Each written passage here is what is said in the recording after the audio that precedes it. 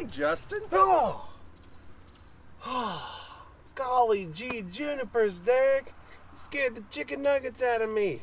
Why are you here so early? Teach said to be here early because our word of the week story is going to be long. Well, he doesn't seem to be in the office, and I tried the front door, and it's locked, and it looks like the office door's locked, too. I don't know how we're going to get in.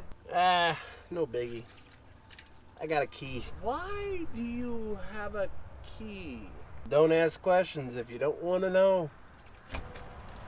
Oh, dear, oh, dear. We're going to get in so much trouble, man. All right. Well, Justin, where do you think he is then? Well, I mean, while the lights off, no one seemed to be answering our calls. I'm going to guess that he's asleep. Oh, I guess that's true. So, I guess we should start looking in the house. Oh, do you know what bedroom maybe he's in? Oh, yeah, that's pretty easy. It's the one on the far end, down the hallway. Can't miss it. How do you know that? Again, like I said, don't ask questions you don't want to know the answers to. Hey, right here. Can you flip that light on? Yeah, here we go. Oh, that's right. Yeah, that's the door right there. All right.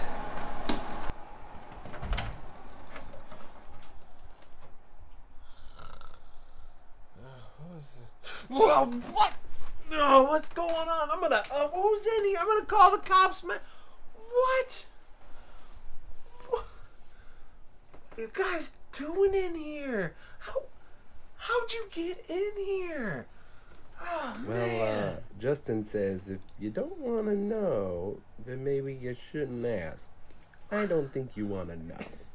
It's so early. Why are you even here, man? The sun is barely even risen. Well, you told us to get here early for the word of the week because it was going to be long. So, Give me a heart we attack. got here early. Well, Isn't that good? why don't you guys head back to the office, start reading Luke 15, and we'll start our lesson, and we're going to talk about what the word prodigal means. So start reading. I'm going to get dressed. Oh, maybe drink some coffee or something. You go back. Oh. Wow.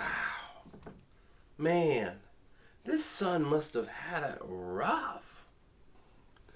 Yeah, oh man, that older brother must have been dealing with a lot. While his younger brother was going out blowing all his money and wasting his life. Oh, I've been so frustrating. Huh? No, I was talking about the younger son. Like, man, that younger son must have had to show a miraculous amount of humility to be able to come back home and seek forgiveness. Man, that must have been really hard. What? The younger brother got all he wanted. Then he went out and wasted it all on who knows what, and he only came back whenever he was out of money and wanted more of it. Ugh. No wonder why his brother was so mad. What? No, how could you even think that? Yeah, I mean, the younger son had a rough situation. He maybe had some poor choices and things like that, but it said that he was seeking to come home and humble himself and ask for forgiveness, not money. Oh, man. I can't believe those two snuck into my house. Oh, but you know what? At least I have two students that are excited to learn. Well, if you want to be that younger brother so bad, why don't you go out and eat some pig food like he did? We're going to work hard to try to work together. Well, at least I don't look like a pig. Oink, oink, piggy, piggy, piggy. And learn about... I'm no pig, man. What is this? Come on, piggy. You want to throw down here? What's going on? Whoa. Guys, calm down. This is ridiculous. Well, Justin over here seems to think the younger son in this story should have gotten more punishment when he got home. Even though I think that he got plenty of punishment living his life and screwing up and dealing with just everything, the famine and all that stuff. Well, apparently, Derek over here seems to think the younger brother can get whatever he wants all the time and nothing's going to happen to him. There's no consequences or anything. And the older brother's just a whiny little brat because he had to be stuck at home working for his dad. I don't see how that's right or accurate or fair. Wow, you both seem to have two very different views on this story and how the characters are interacting. And actually, you're both kind of right, but that doesn't give you a right to be yelling and screaming at each other like that. It's just not appropriate. You guys are brothers in Christ. You could debate, you can discuss, but not inappropriately where you're calling each other names and whatnot. It's not right. It's not good. You know, maybe we should go on one of those reality Dr. Family shows. What are they called? Like Dr. Phil? He's probably a little too busy for this silly argument. Well, yeah, I got a cousin Jerry. He got a doctor license from online school. Wait, or was that for veterinary or maybe it was to be a taxidermist? I'm not sure. Well, since you both seem to have read the story pretty well, I think we could at least agree on that the dad and the two sons could do some good family counseling, you know? Maybe they should be on one of those shows too. Actually, that'd be a good way to tell a story. Let's go. Where are we? Oh, is this a baseball game? Where's the pop? Guys, just watch. I'm hungry. Well, this is the Dr. Phil News. So I'm your host, Dr. Phil Eames. According to my notes today, we have a family of a father and two sons. Would you like to introduce yourselves and tell us your age? Hi, I'm the youngest son, but everyone calls me the Prodigal. I'm 22 years old. Hi, I'm the old son, but you can just call me Elder, and I'm 30 years old. Hi, I'm the father of these two cranky boys here.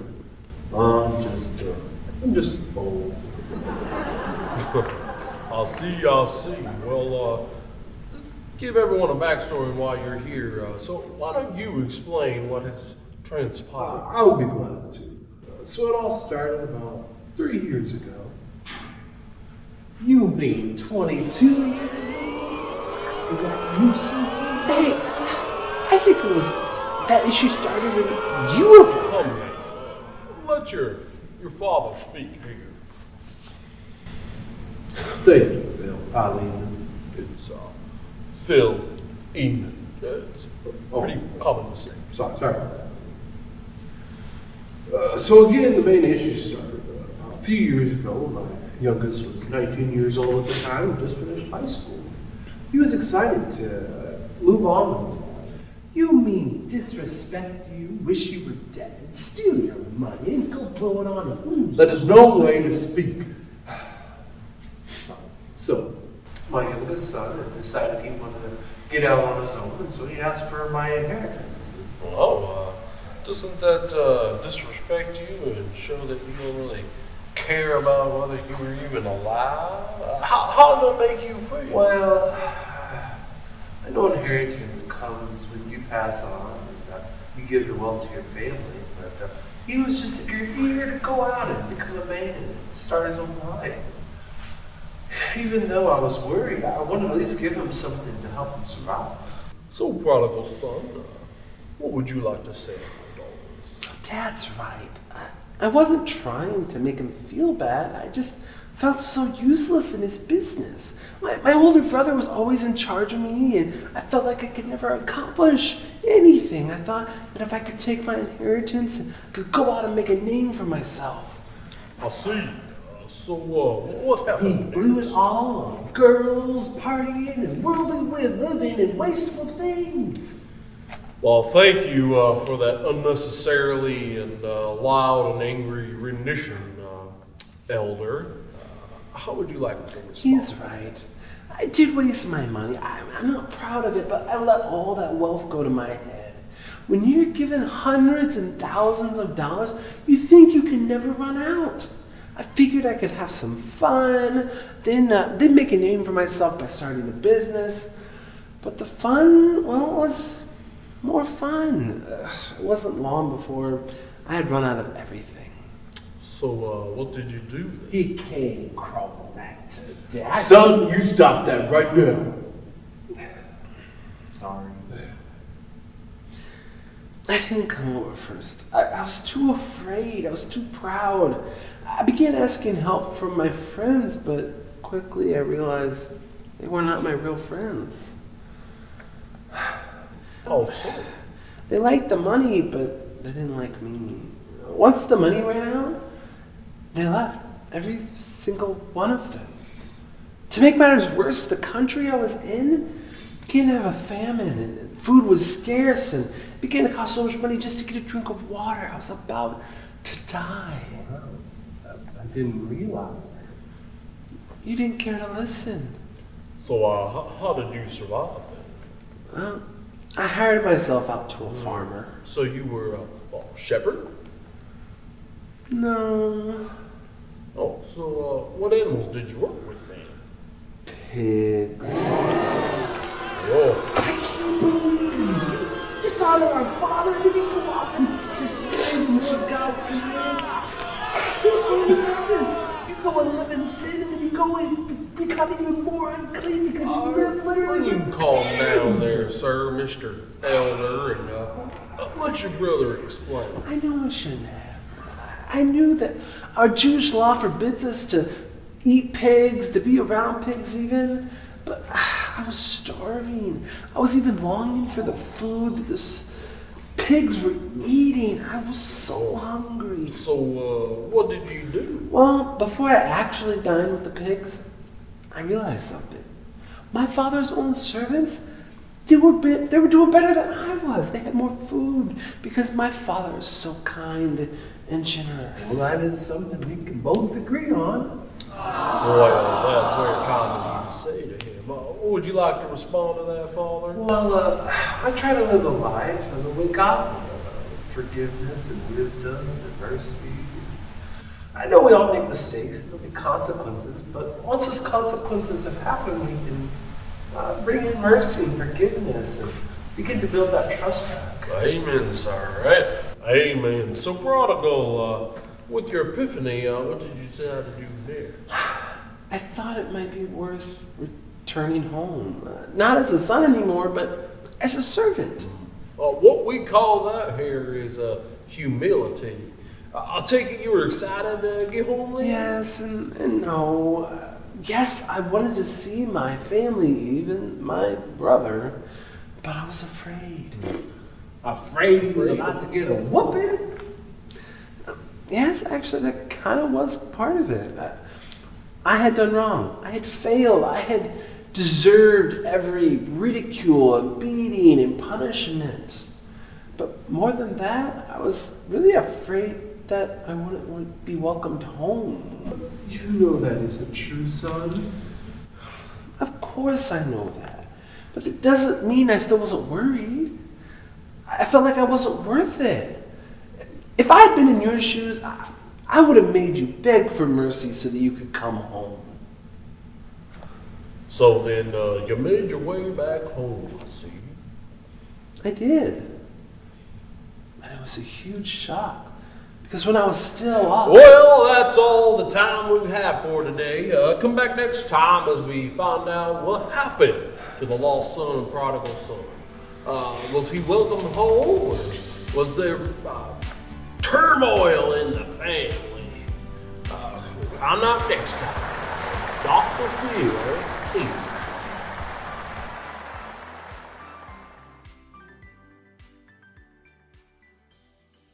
This episode of the Dr. Phil Eamon Show was brought to you by Man-Made Grace. Drink it up. You won't die. Probably. Maybe. Yeah. Just read the side effects. Hey, it's Natas here, coming to you with another amazing product. Have you ever felt like you were underwhelmed or sad or Didn't think you had enough? Well, look no further, because here I've got exactly what you got, and you need called grace. This isn't your average biblical grace that they think is so much better, but this is way better because it's made my man and therefore made just for you. And it's all yours for just 400 easy payments of $19.95 and your eternal soul. Hey, what are you doing in here? Get out of my commercial. Now, Natas, you shouldn't be selling things like this. Why not? I mean, if they're willing to buy it, I'm willing to sell. Yes, but you know grace doesn't cost anything. Well, I know that, but these stupid people don't know that. Now, Natas, that is not fair. You need to make sure they get the proper grace. Proper schmopper. I want my money and I want their soul. Well, Natas, it ain't gonna happen today. Because, guys, I have a much better deal for you. This is true biblical grace. You can't see it. But this grace gives you comfort and joy, peace that passes all understanding. And it costs, well, nothing. Nothing? Yeah, right. No, it is nothing. Because Jesus is the one who paid for all of it on his sacrifice on the cross.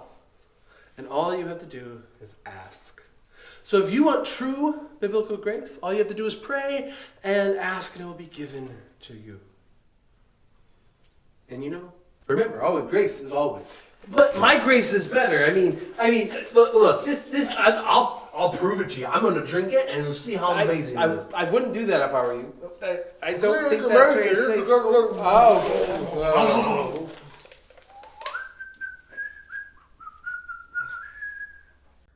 The bad side effects of man-made grace may include anger, sadness, emptiness, unfulfillment, fits of fury, greed, malice, selfishness, turmoil, fear, anguish, vanity, blasphemy, bitterness, depression, complaining, stupidity, and much, much more.